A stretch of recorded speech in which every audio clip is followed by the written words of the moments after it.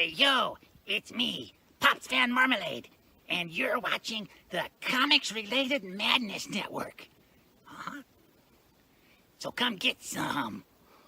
CromCon. CromCon.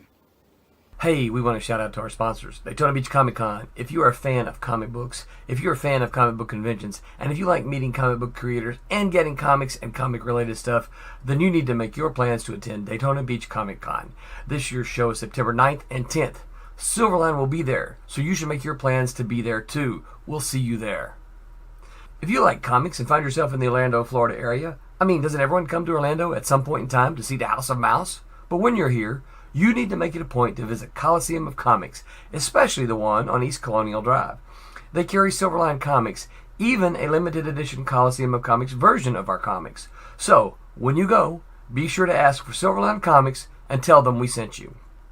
OCD stands for Orlando Collector Deviants. OCD, Steve and Trish, they're a family of geeks who promote geek things, particularly those around the Orlando, Florida area. They're big supporters of Silverline, and we think you should be supporters of theirs too. Go give them some love.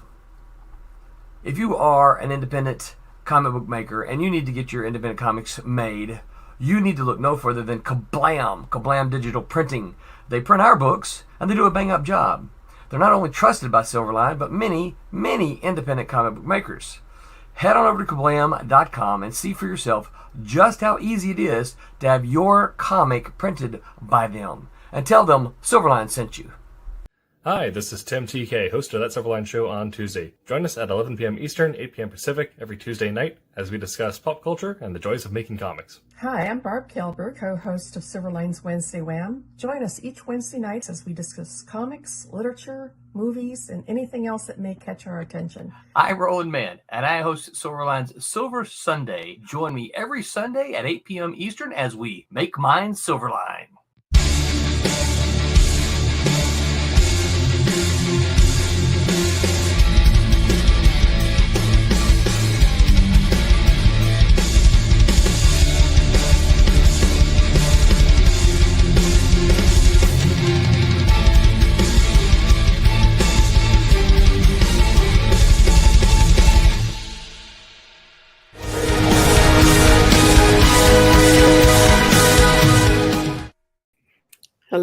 Hello, everyone. Welcome to Wednesday Wham.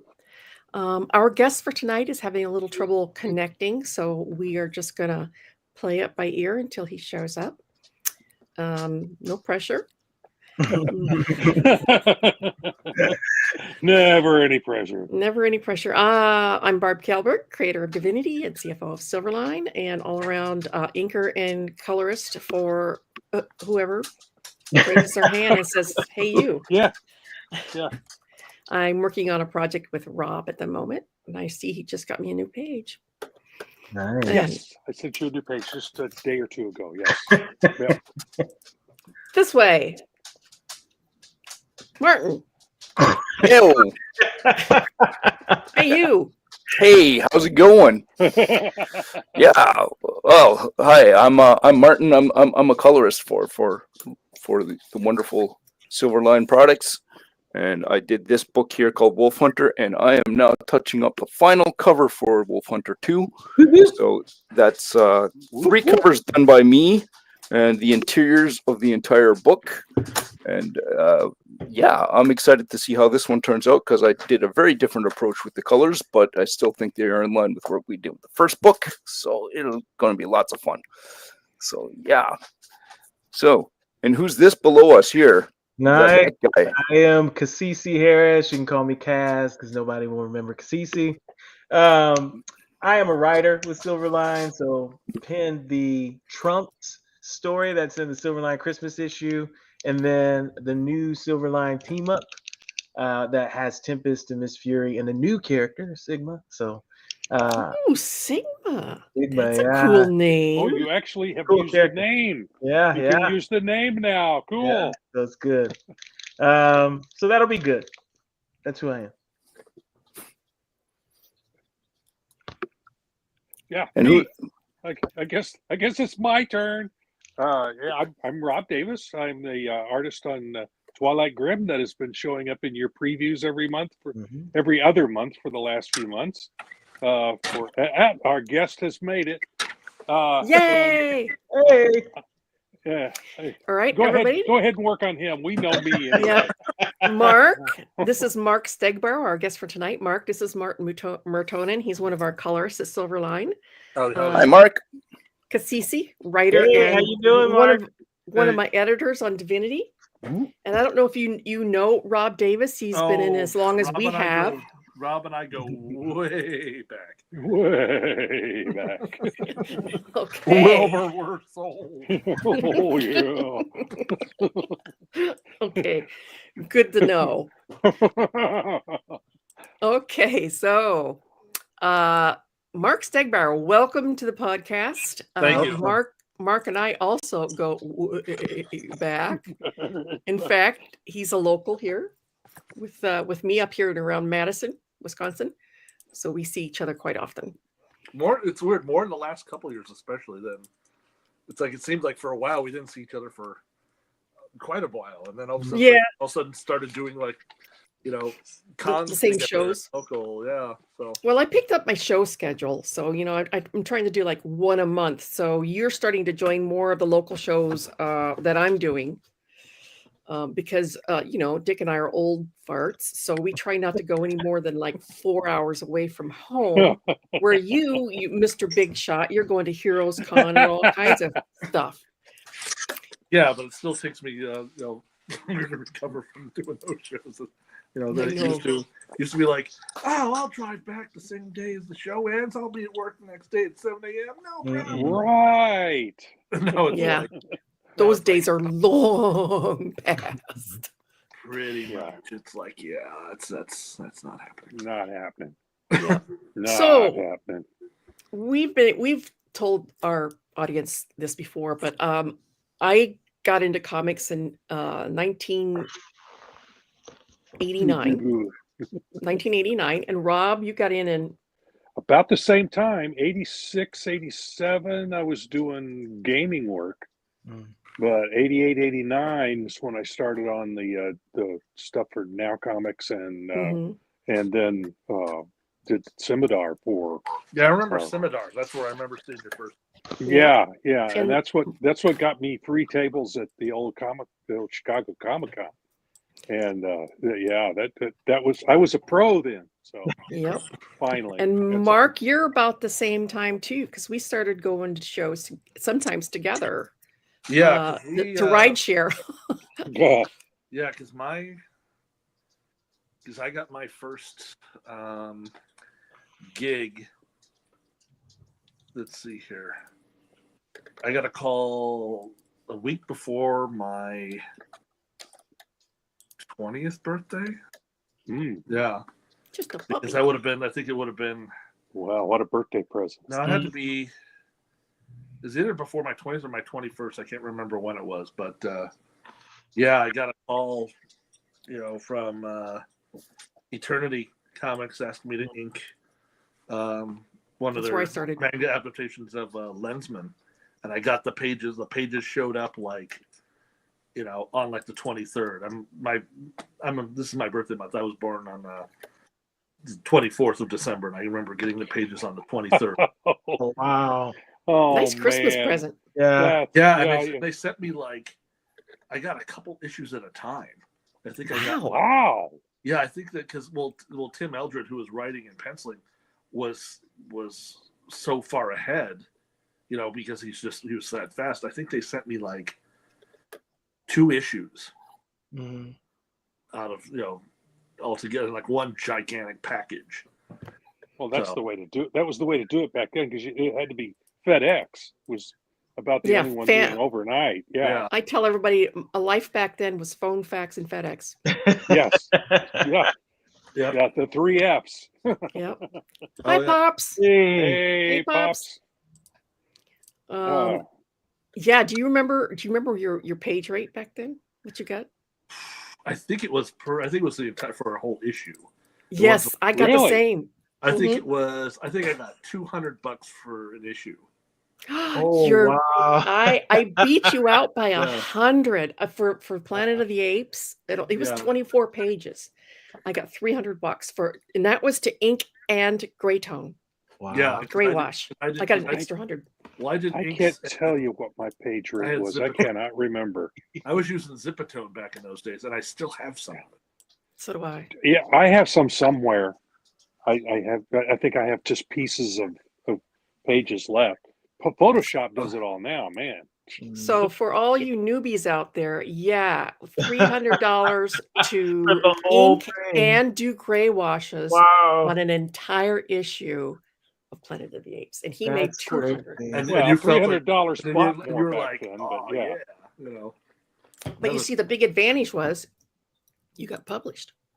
Yeah. Mm. You know, it was And that- worth you could taking the low part- page fee. Yes, you could parlay that into other work. Oh yeah. Correct. And you did. That's how you Oh, did it. yeah. And you broke in a small publisher and parlayed that into work at a bigger Yeah. publisher. Within 2 But- years, I was supporting the family. So yeah. Yeah. And then, so you started at Eternity, and what happened then? Let's see. Well, I ended up going over to. I ended up getting one thing for now because I was supposed to be doing Speed Racer. Do they still owe you money too? Oh. Yes, they owe me. I'm $40. never going to let that go, you know. They owe me $40. I'm gonna. Oh my Yeah, I got. Yeah, and I Gary like to brag. Caputo I owes me got $40. my money out of them by threatening to sue, but I was one of the few that actually got everything they were owed. Well, it got to the point that they had me. They gave me a cover to ink because they said they wanted me to do the cover to put it in, for previews and everything, and then I was going to get the regular pages. So they sent me the cover, and I had to fix a lot of it. There was a lot of like anatomy stuff that was really bad. Yeah. Like some really Well. bad writing choices. So I did all that and fixed it, and they're like, "Oh wow, this is so great." Didn't hear anything. And I'm like, "Oh well, is there going to be anything with pages?" I'm like, "Oh yeah, the pencil's getting slow." Blah blah blah blah blah. And I'm just like, okay. Next thing I know, like a month later, it's like, I'm in the comic book store, and here's like the little freebie things they're handing out, Mhm. And now it's like, oh, I'm talking about Speed Racer issue 1, and I'm like, hey, that's my cover, and hey, somebody else did all the interiors, and they didn't even credit me for the cover. They credited the guy who was making the interiors for the cover. Even Oh, Ghost color. wow. on the cover, you can That's- see where they had cropped it just Yeah. enough, but you could catch like the bottom part of my signature. It looked like some weird little dots. I'm like, that's my signature that you can see. That's what's left of your signature. Yeah. Was there a lot of that back then? I'm just curious because I was. There's always been that in comics. Comics Comics started out with guys who were getting out of publishing girly magazines and trying to legitimize themselves, and they were pretty shady. There've always been charlatans in comics. And Wow. there probably always will be. Oh, yeah. I mean, not everyone is a charlatan. Let me be clear. But there's always there's- some bad apples in the crowd. Yeah, exactly. There's a few running That's the around best way right to- now. Oh sure. Oh, yes. Yeah. We won't mention any names Yes. because we try to be nice on this podcast and we don't like to down talk or Yeah, know, bad talking. bad mouth, except for Yeah. Now Comics. Yeah. Well, does that, Yeah, well, every does that time have I a say lawsuit saying Caputo's name, I have to go Oh. to get it back out of my mouth again. Ugh. Well, now when did you move up to doing Nova? Pretty much that was about a year and a half later. After I did the stuff with Eternity, I remember doing a lot of stuff with you. You and I were doing all that different stuff for Innovation. Oh yes, Working off of like Carmine Infantino's pencil photocopies and light box and all that. And, I remember doing some of that, and then doing some more background stuff with John Nyberg and Mike Macklin. My And- mentor. And doing some of that stuff, and then I broke in at Marvel doing an issue of Spider-Man, the one that Todd McFarlane was doing. So this was like just a Wow. couple months after he had left, and they were doing a fill-in because Eric Larson had just done a couple. So this is like Image had just formed, you know, and it wasn't official out there. You know, they hadn't announced themselves, but it was around that time. But everybody knew. Yeah, essentially. So, but yeah, everybody in the It's the industry worst kept definitely- secret in the world. Yeah, I just kept sending enough stuff out over and over and over again that eventually Danny Fingeroth just gave me a call and said, "Hey, you know, we got this. Do you want to, you know, this is Danny Fingeroth of Marvel." I'm like, "I know who you are." Like, well, you want to ink an issue of Spider-Man? I'm like, okay. You know, Wow. Sure. I suppose, twist my arm. yeah, I didn't want to be like, "Nah, I'm good." You know. But yeah, so I did that, and it was over Chris Marinan, and Chris really liked my stuff, and Danny really liked it, and Danny's assistant Rob Tokar was taking over some of his books, like the New Warriors ones, and it was right after that that they asked if I wanted to do some work on an annual New Warriors annual, and so I did a couple of pages of that, and then they had me ink a Nova pinup that Chris had done, and it was that they told me it's like, you know, like, oh yeah, cool, you know, I like the pinup, and then I sent it in, and they were like, well, hey, we're doing a book, you want the book, and Chris is going to be the pencil. I'm like, okay, that's cool, you know. So yeah, but I ended up doing a lot of stuff in, you know, with Rob Tokar and Danny on like What If and Marvel was throwing you all that stuff, and I was over at DC. Yeah, I mean, except for Barbie. Yeah, I mean, pretty much if it was in like the whole like New Warriors, you know, office, it was, you know, I was working on it because I did, you know, a bunch of different stuff, and I did the occasional like Avengers thing for Ralph Macchio, because I did an Avengers annual inking Al Milgram, who was doing the penciling on it, and I'd been sending stuff to Ralph, and they're like, "Oh, hey, you want to work on this?" I'm like, "Sure." So getting a chance to actually ink Al was pretty cool because he, was known for doing the pencils on like West Coast Avengers and all that, and then inks as well. So it was kind of something different to do, and it was like, okay, that's cool. But yeah, I just did a lot of stuff through Rob Tokar, but then Rob left to go out and be part of like Stanley Media in LA, and Tom Brevoort took over the New Warriors books, and it was soon after that the implosion happened. And, yes, the infamous implosion. Well, Tokar was my editor at Marvel too on the Pirates of Darkwater stuff. Rob took all my editors at DC. Yeah, Rob was great, but I mean I tried a lot to get in with some of the other editors, but they're all like, "Oh no, I got my guys." It's like, okay, because your penciler is calling. That's what happens. Yep. I want to ink something of theirs, but you have to give the okay, and you're not. Yep. That's exactly what happened to me too. All of my editors at Marvel and DC got dropped, and the new ones brought in their own stables. Yep. Yeah, and the thing though that was I was like, it was kind of a bummer was that out of the 3 New Warriors books, New Warriors, Nova, and Night Thrasher, we were actually on schedule. And Chris was leaving Nova because he found out it was getting canceled before I did. So, so we did the cover for 17. No, was it 16 or 17? I think it was 17 was the last one we did. And then the interiors were by someone else. So we did the last, I inked the cover of 17. And, and I had asked Tom, it's like, well, is there any more work? He's like, no.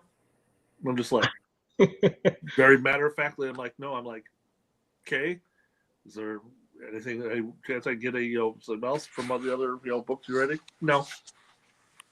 I'm like, yeah. Okay.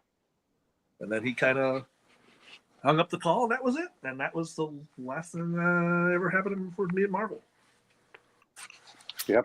I'm curious, before the implosion, right? When you were getting all this work, you were probably in the zone, right? So you learned what you learned, and you were just applying everything.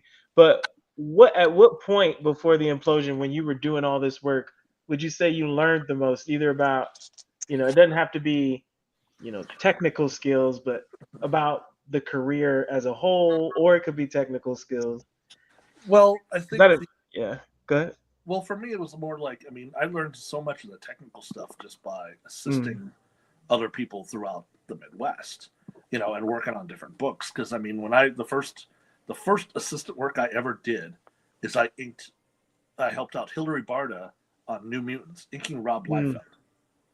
So I was doing like backgrounds. I mean, I ended up meeting him at a con when he was like he was trying to get caught up on pages, and you know, he knew John Nyberg, in fact, you know, from the Chicago and, you know, First Comics days, and you know, John had recommended me, and so I ended up staying, you know, crashing with a friend at Hillary's place, inking pages, you know, and it was from there then I started assisting Mike Macklin, who was inking Eric Larson on Amazing Spider-Man.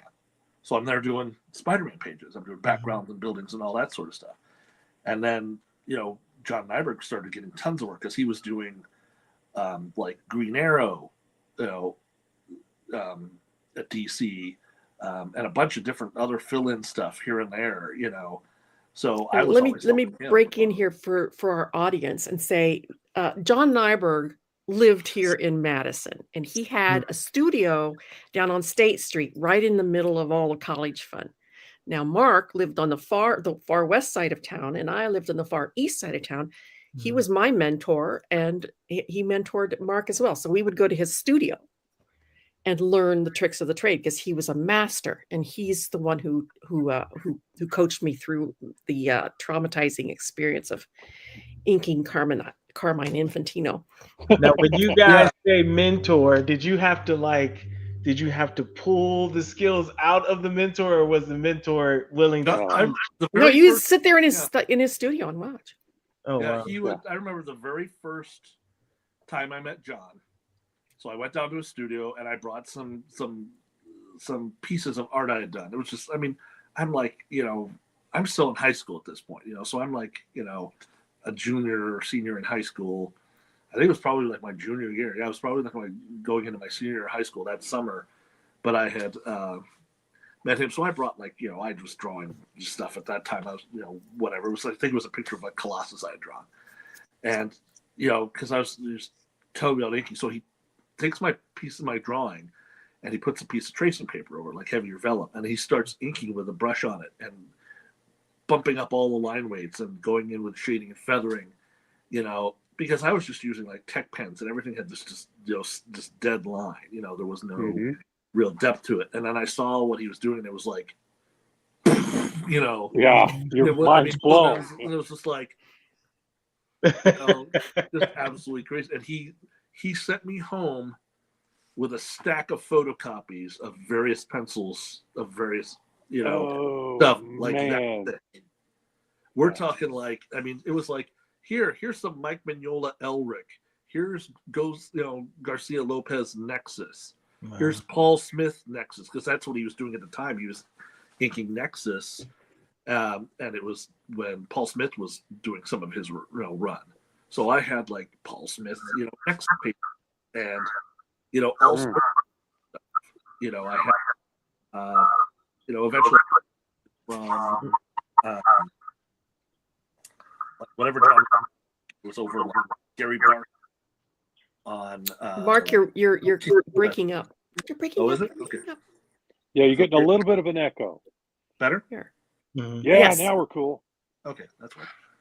But yeah, so every time I'd go see him, I would pretty much, so I'd go home, I'd take the photocopies, put some tracing paper over, and just practice. And like, you know, a couple weeks later, I'd take him back and, you know, show him what I was doing. He's like, okay, here's what you're doing good here. Here's where, you know, try doing this. And then he'd pull out like an original art page of something and say, here's take a look at this. I mean, John was a huge, huge art collector. I mean, he had like, he would pull out like, I mean, he had an Arthur Adams X-Men page from the X-Men Annual, and it was inked by Mignola, because at that time Mignola was still, so it's like a beautiful page. But he had like Alex Raymond Flash Gordon pages and pieces, because he was like one of the bigger collectors in the U.S. of that stuff. He had a Brian Boland Killing Joke page. Ooh. And it was like seeing that like in person, and being able to just kind of look at it. I mean, there was no whiteout on that at all. Hmm. And I'm just like, my eyes are just getting like huge looking at this thing. It's like, oh my God, it was just crazy. But, John would have, oh, here's a photocopy of me, take it with you and just kind of study the line work, But, he would just keep, going over stuff. And I would, meet other people. I'd meet people like Bill Reinhold and Mark Nelson and all the Chicago guys, and learn from them at shows. I'd go to a show and be like, oh yeah, and they'd bring me photocopies of stuff they were working on. And Les Dorside lived a block away from me. He was a huge legendary colorist. He did all the Nexus and the Badger stuff. But yeah, I used to go and just sit on a stool in his studio and watch him work. Yeah, and it was really cool to see, because he'd just be there, going and doing stuff, and then I could, just see, how he was, taking a line and what he was doing. It was just really, really cool. But yeah, I mean, I learned. So, and also too, I mean, then when I became his assistant, that really taught you about how to get pages, turned around fast, because there were, I think probably had to be, the summer of my senior year of high school, I was helping Mike Macklin, I was helping John, I helped Hillary on one other thing. I mean, so I was going back and forth between Chicago and Milwaukee and Madison over the course of like 3-4 weeks, cranking pages out, getting them done at night, driving back down Chicago, zipping through, going up to Milwaukee, grabbing a couple pages, getting those done, drive back the next day, back to Milwaukee, And so I'm like, learning the trade and making some decent money, at the same time. I think you even helped me out on the backgrounds of something I was getting behind on. Yeah, probably. But yeah, it was just like, it was learning, doing that. And also it made you learn to be adaptable in style. Yes. Because you could ink, because that was the one thing that got me, I think, probably the most work when I was, when I broke in at Marvel and DC, at the same time, was I was adaptable. I could ink so many different penciling styles. Mm-hmm. And if left to your own devices, you have a very distinctive style of your own. It's got a lot of sharp edges to it, which I can always tell a piece of your artwork. When you do your own, I can always tell your artwork. Yeah, my if I'm drawing something myself, it can be such a weird mess, because it's like I'll like flip around. It's like, ooh, I want to do more realistic on this, but then I'll go like this weird, wacky, cartoony, like does that dude have a spine? I don't know, It's a little bit on the chunky side, which is unique. Yeah. So but I think that was the thing. It was so many. I didn't draw for quite a while, for a couple of years. Something probably about like 15, 16 years ago, I kind of was in this slump where I wasn't really drawing a whole lot. I was still trying to get comic work, and some of the own stuff I was doing didn't really go anywhere, and my life was kind of a mess, and I hadn't drawn for a long time. And this comic store had opened.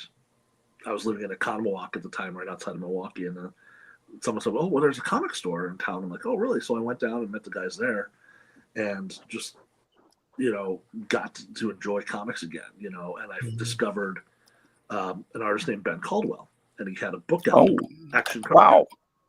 And that book just like blew my mind, because it was like, because it made me like rethink drawing and how things worked, in a way that wasn't so much like, here's how this muscle goes, and here's how this muscle, and here's how this. It's like, it was about simplifying, how everything was working, but making it energetic and have energy to it. And it totally like changed my mind, and and just how I approached wanting to draw again. And it really got me kind of back into it, a lot more, and kind of made me kind of find, I think, my own my voice, I think, more, as opposed to a little of this, a little bit of that, and trying to keep changing everything up. So it's been a little more consistent the last. Well, you jumped into the indie scene years before I did. I was a late bloomer as far as that was concerned. I've only been at it for like 6 or 7 years, but you've been doing it for a while now. Well, I think a lot of it was just, I had to, 'cause after with everything just imploding, and the inking work dried up, and just kind of realizing how dispensable I was, it's like all those times of like, it's like, oh, hey, we need this half an issue inked in a week, or we need these 4 pages done in a day, and doing all that didn't mean anything, Mhm. Yeah. over and over and over and over and over again doing that didn't mean anything. Yeah, it's ego Yeah. crushing. I never missed a Yeah. deadline in 12 years, and I was just don't EJ Yeah. anymore. Yeah, and that was Everything just went away, just Yeah. overnight. It was And it's a very huge blow to disheartening. your ego. Oh It, yeah. Yeah, it very humbles disheartening. you in a bad Yeah. way, but it Oh, very yeah. much humbles you. Oh yeah, because I mean, I felt like I had worked so hard Mhm. to get in, and I thought I was going to be forever doing this, and it was like 2.5 years, it was gone. It Yeah. was that quick.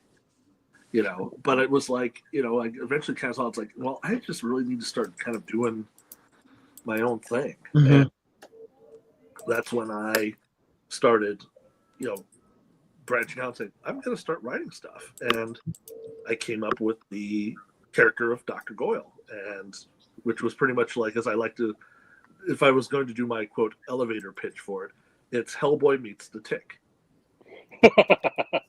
Okay. It's like you have like this dude who looks like he could be like some sort of demon, who goes out and fights like the most ridiculous monsters and villains, like they could be on Scooby-Doo this week. Martin, take note for your boys.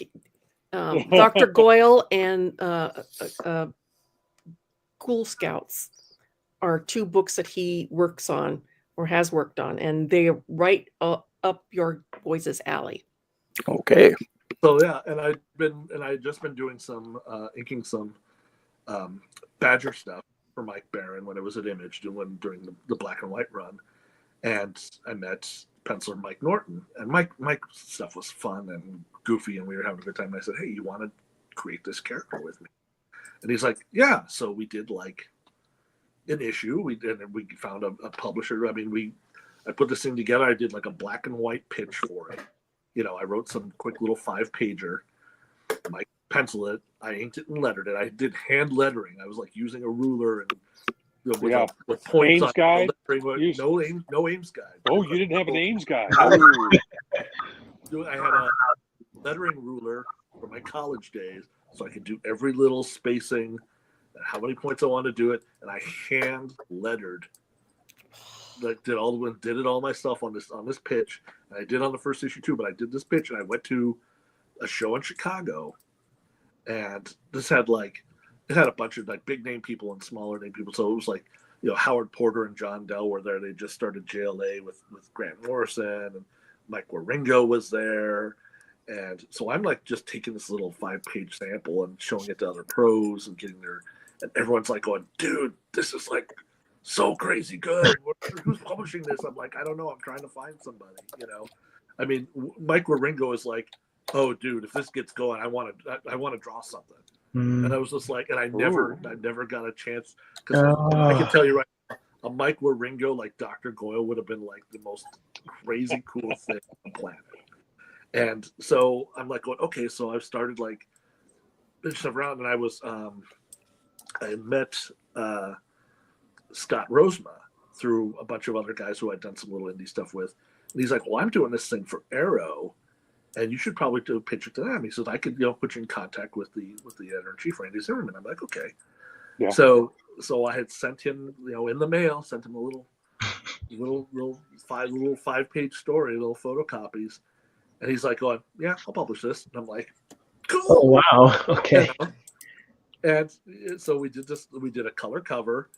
And it's great because when I did the cover, I hand lettered the logo onto the cover, on the original cover, and I hand colored a photocopy, a small reduced photocopy of the cover, which then went as a color guide that then, done by, I think Randy did the coloring himself then on a computer, the digital coloring, and that became the cover. So I actually, I wrote, inked, lettered, and did the cover colors on that book.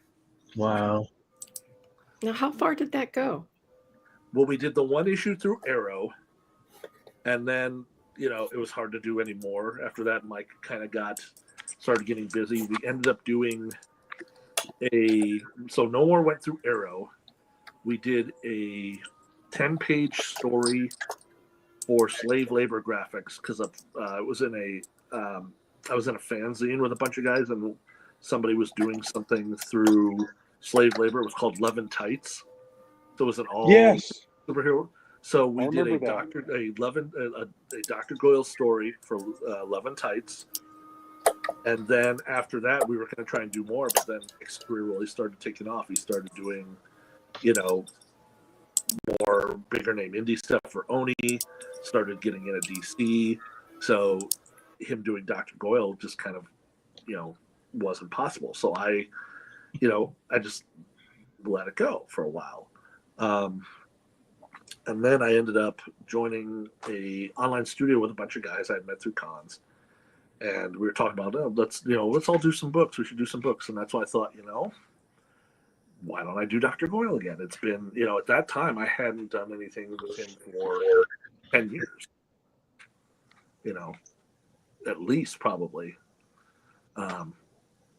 So I was like, okay, I'll do 4 issues. Mm-hmm. I'll do each issue will be a standalone story. I could probably do a Kickstarter for it, and let's do that. So I ended up doing a Kickstarter, and it was successful. So that done. But a smaller publisher called Hound Comics was interested in publishing it and coming in and kind of, it's like, well, I know you got your Kickstarter, but we would like to publish this under our stuff. It's really cool. It looks like something we'd like to do. So they published issues 2, 3, and 4. And then after that, but nothing really else happened with it. So, so eventually, a couple of years ago, I'm like, I want to do some more with this. I kept meaning to do it. I want to do it. So I started a Patreon page, and I was doing little 8-page Dr. Goyle stories. Mm-hmm. It was always interesting because I was doing it. I kind of did another kind of nod to the Tick because each story as I've been doing them now within the last couple of years is always like Dr. Goyle versus something. Mm-hmm. Something like very mundane. Like the first thing I did was Dr. Goyle versus pizza, which is actually what I was going to do originally way back in the day with Mike. We were coming up with all these ideas. So the whole 8-page story is Dr. Goyle going through like his house, looking for something, and these tentacles suddenly pop up and are attacking him and like dragging him through the house in this most, this total comedic, like the whole, like grabs him, pulls him through the door, and he's in the hole in the door is in the shape of him, pulled like the whole complete cartoon, and he's like, and it pulls him down the steps, and I did like probably, I think like a 3/4 splash page of him being dragged down the steps and hitting each, it's like bam, bam, bam, like going down the stairs, and out through another wall, and he gets thrown out and into the woodshed, and he's there and looks up, and there's like all these saws and stuff. So he comes in, and he's there, what looks like he's got like a giant pizza cutter in his hand and something else, and so all of a sudden you hear like you have 2 panels of nothing but sound effects, the whole Batman thing sound, bam, crash, boom, and and then eventually it gets to the end, and it's like you cut to this pizza place, and it's called CT Hulu's Pizza. It's crazy good. Oh wow! Mm-hmm. And The you CT see, like, Hulu, and you see this the pizza box on a table, like chained up with like a giant 1-ton weight on it, like a part of a tentacle coming out. He's like, he says, I specifically said no anchovies. Oh my god! And that all came too from when I did the Kickstarter. I was doing a limited edition. I did a print based on a piece, but I did have that's where I kind of got part of the idea was he's there. You see him with this giant pizza cutter, and there's like a pizza box opening up, and just giant tentacles coming out, like almost like, here's this little pizza box and giant tentacles, like it's a TARDIS, And I had on there, I specifically said no anchovies, Now, there's something that I cannot do, and that is write for children, but you do it very well. Well, because Not I've never only grown up. Dr. Goyle, yeah, Dr. Goyle, Ghoul Scouts. Not only do you write for them well, but you do art for them, a very appealing, youthful art. And with Ghoul Scouts, that's, all the writing. Want to know how you do that. Well, for the writing, that's all Steve. Steve Bryant is the writer and co-creator on Ghoul Scouts with me, and he originally, when he was doing Ghoul Scouts, he did that because his child was in Scouts at the time, and he wanted to. The title was originally called Zomboy Scouts, and that's what we originally had for a title when I was first drawing it, because he and I had known each other through the internet and a couple shows, and he wanted to do this book, but he's like, he said he couldn't see himself drawing it, and he was never really able to find like someone whose pencils he thought would work, or art style, until I saw some of the zombie stuff that you were posting online, some weird goofy stuff, and so I just started drawing up some sketches, and he said, that's exactly what I see when I see the kids. Like, that's exactly what I see. And and Steve and I are on the same wavelength with a lot of stuff. We both kind of looked at it, it's like we're both fans of the Goonies and Monster Squad, and the Sandlot. And so for us, we're like going, it's that, but with monsters, it's just a matter of making these kids believable. And at the time too, we also saw that it's like, making sure that that the real world is being reflected in these kids, and it's like that it's a diverse group of kids. You got the kid whose dad is like this high school coach. You've got the kid who's like the rebel, whose parents are actually like TV celebrities. You've got a Hispanic girl whose granddad turns out to be is like a luchador, wrestler, but also fights monsters. You've got you've got African American who's like super smart, whose parents are who's got like a little whiny kid brother that he ends up having to watch every now and then, but is a Doctor Who fan. You got the girl who's got the pink hair and likes to wear weird clothes, and, is like the super nerd, but also is got, but all these kids, we've been developing over the last 3 series, like these kids are more than just, we have to save our town from paranormal activity, but oh geez, we live in the paranormal capital of the world, so we have to do this. Well, how do you get into the mindset of drawing or writing for kids? I can't wrap my head around it. Well, I think it's not so much writing for kids. When you write, especially I thought of this when I was doing Dr. Goyle. So much of that is based on cartoons and Warner Brothers, the old Warner Brothers, Looney Tunes stuff, Saturday morning cartoons, watching Johnny Quest and Bugs Bunny Roadrunner, and all of that stuff, but also knowing that people of a certain age, like us, remember that stuff, and running through the door and leaving the shape. Yes, exactly. yes. Wile E. Coyote, falling through something, people remember that.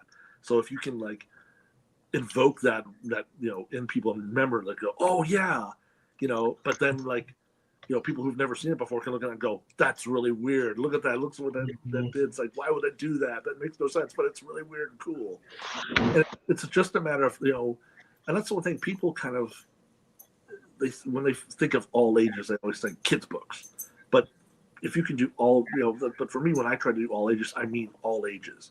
People who are older, who remember the cartoons, people who are younger, get references to stuff from movies, whatever. It's about just bringing something in that no matter who's picking it up, can look at it and go, okay, I get that. It's like, it's Steve Rogers coming out of the ice. Oh, I get that reference. Mhm. And It's harder than it sounds, though. it can be. For me, I think it's always been, I've always kind of had this love of just coming up with weird ideas of stuff. And that's what with Dr. Goyle, I was asleep when it was night and I couldn't, I fell asleep and I woke up like an hour later, and for some reason I just couldn't sleep, and I just laid there, and all of a sudden I'm just like looking up and I'm just thinking about stuff, and all of a sudden through my head I start creating this character and developing it. I'm sitting there for an hour, I'm like, yeah, and I could do this, and all of a sudden I'm like, I need to write this down. So I'm like scrambling in the house for like a piece of paper, and I'm like grab stuff, and I'm writing all these ideas down, and it's like 1:00 in the morning, and I'm filling like 6-7 pages of just ideas and doodles and sketches, and like, oh, you do this, oh, but this will be too, and okay, we'll do this, and it was like the next day I'm like, they're sending something to an email to Norton, like, going, dude, I came up with this, and I know you like monsters, what do you think of this? He was like, oh, that's really cool. We just started going, with just this weird, goofy, crazy thing, and we weren't really concerned, like, oh, we weren't thinking of, well, we need to make sure that this is just for kids. We were just like, oh, hell no, we're just gonna do this and make Just it going to have fun with and it. wacky. Just Yeah. going to have fun with it. Well, that's Yeah. exactly what we just wanted to do. And I still remember when I did the pitch, I'd met so many like creators online through various online billboards, but I met Brian Talbot, who had done One Bad Rat. Tale of One Bad Rat and all these other books. And I remember talking with him via email, and I had faxed him. I had a fax machine still.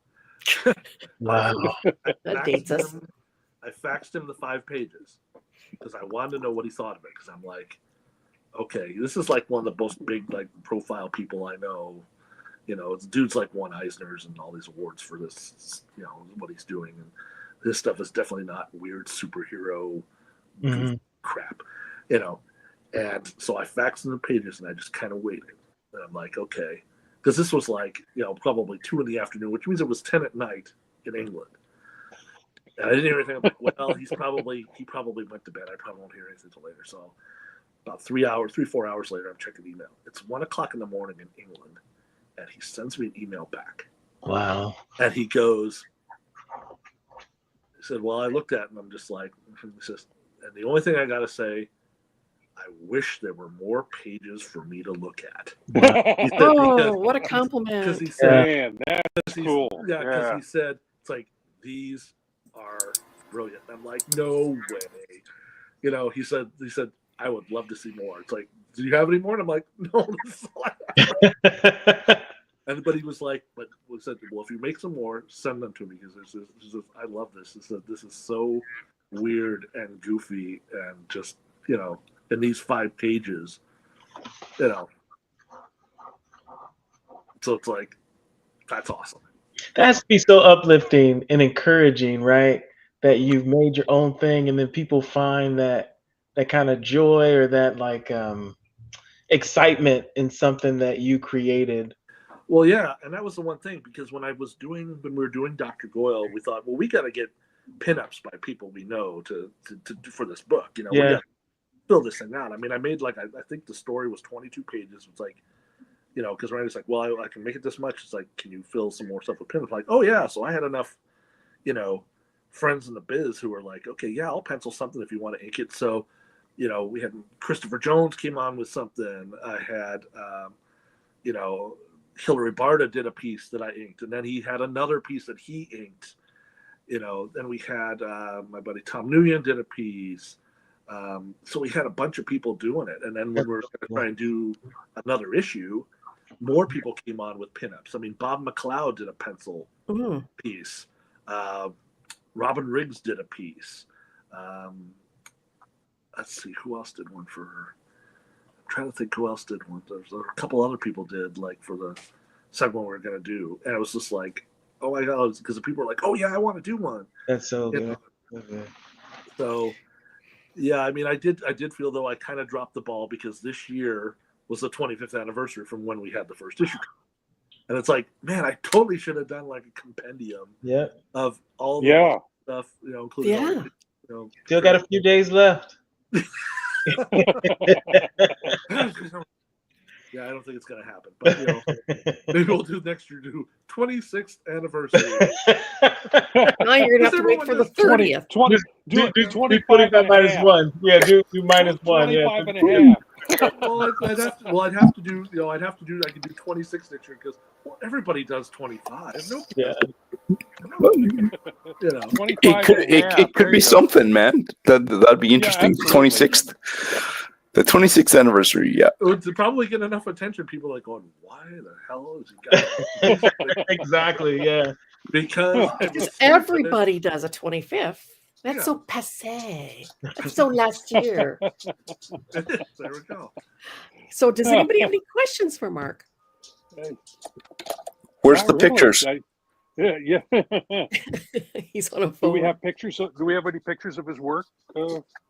I don't. I didn't have time to Okay. put it together today. Yeah. A retrospective. I fell down on the job. Well, I happen to be sitting in front of my flat files, which holds tons and tons of my. Oh yeah, hold them up. Let's see. Well, Let me dig something out here. Oop. All right. So the top file is all full of Dr. Goyle stuff. Oh, but interesting is though too is that the Dr. Goyle is making an appearance in the Pots and Panels anthology that was successfully funded via Kickstarter just last month. And I actually had a buddy of mine color the Dr. Goyle versus Pizza story. So it turned out absolutely amazing. I was just absolutely floored by it. And I'm just like, I might have to have all the rest of these ones colored as well because it was just too great. But some of the various Dr. Goyle stuff stories I had, Dr. Goyle versus Cars. The last one I drew and just never finished to get up on my Patreon was Dr. Goyle versus Furniture. Let's see here. Oh yeah, so here we go. Let me pull up the. Here we go. Here's the page I was talking about. The whole. Okay. You can see it here. Yep. Yep. Getting pulled through the door, and then down every single stair. Nice. Very sharp. Because if you're gonna do it, why not just do it all the way? But I mean, Don Martin from Mad was like my total spirit animal. Yeah. Just his ability to draw and do stuff was. I had that. I think in the newer Dr. Goyle issue 1, it was Dr. Goyle versus Sea Monkeys. The name of the story was Deep Chimpact. Wow. Yes, these are how bad some of the titles are. These are bona fide groaners. But I had one thing where it's like this wave of sea monkeys are coming in like a tidal wave, and I did the whole Dr. Goyle and his assistant Wilbur grabbing like the mayor and the chief of police and doing the whole circle spinning legs, where it's just like all you see is like the wheel, like a wheel underneath them. I totally had to do that. Because when I'm like drawing this stuff up, I'm like, oh, I gotta throw this in, I gotta have this in, and it's just all that stuff. We're drawing towards the top of the hour, and I had an important question to ask you. Obviously, Silverline is an independent company, and so we're very biased in that direction. But I always like to ask our guests, do you think independent comics are the wave of the future? Ooh. I would say most definitely, especially and that was the one thing, as much as I love playing, in the Marvel and DC sandbox, anything I do for them, I don't know. People, they profit off the work I do. I mean, it's work for hire.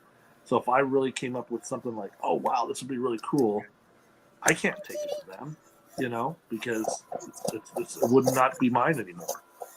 And that's the one thing, that's really pushed me to be more of an indie creator, is to, it's like, if I'm there and I'm creating something and say, on the rare chance someone comes knocking on my door and goes, hey, this would make an awesome cartoon, I can say that I'm the person you're talking to.